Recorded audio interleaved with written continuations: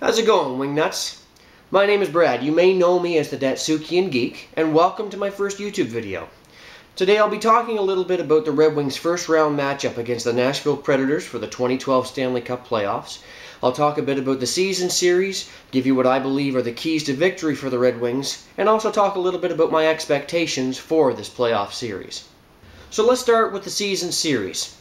Detroit and Nashville played 6 games over the course of the year. They split them right down the middle, 3 apiece. Now, an interesting thing to note is that Detroit scored the majority of its goals, 16 in total, in the first 3 games of the season series. They scored 3 goals or more in each of these 3 games. But, on the other side of the coin, in the last 3 remaining games, Detroit did not score more than 2 in each of those remaining games. Now, Nashville had a similar sort of trend. They scored 14 goals in total over the season series. But instead of like Detroit starting hot and cooling off, Nashville started the first 3 games scoring 6 goals, finished the last 3 scoring a total of 8. Now that's not as much of a differential from one half to the other as Detroit, but I would prefer my team to be trending upward rather than downward. So, what do the Red Wings have to do to come out on top on this playoff series? Well, there are a couple of things. One of the things I've always believed for a good playoff series is that your team has to get on the opposing goaltender. Get on him early. Get on him often. Make his life miserable. Goalies have this weird ability to just take over a playoff series if you let them. So the longer you let them settle into a game and a series, the easier you make it for them to do just that. It also doesn't help when you're playing the goalie who was the regular season leader in wins, but hey, it's the playoffs now. Pekka Rinne may have led the league in wins with 43, but his goals against average was 2.39. Not that great when you stop to consider that the top 5 goaltenders this season were all under 2. So the Red Wings need to get shots on the Nashville net. Rinne's goals against average proves you can get pucks behind him, but you need to shoot to score. Mike Babcock has been preaching a message to this team, but all I've seen them do over the last month is pass, pass, pass, back check. Unless you're Hank Zetterberg, and then you hold onto the puck as long as humanly possible, get surrounded by 3 defenders, and then back check because you lost the puck. Sorry, Hank. I call it like I see it. Coach Babcock said it best. There are too many one-and-dones. There's not enough board pressure when we finally get into the offensive zone. Detroit has got to get pucks in deep and win those battles in the corners and on the boards to maintain offensive pressure. They have got to be better. Doing this coincides with another thing I think Detroit needs to do to come out on top on this series.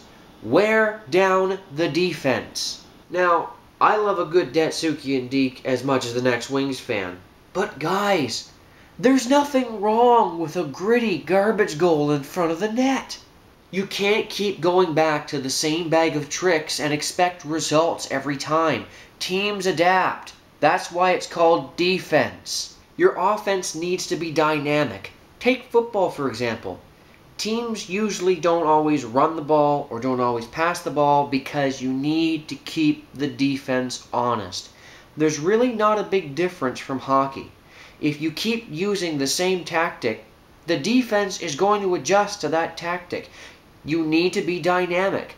Dump the puck in, carry the puck in, go to the weak side, push through the middle. Don't rely on one thing.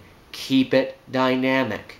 My last key to victory, it's a little abstract, but here it goes. Please, don't rely on flipping the proverbial playoff switch. This team is filled with talent.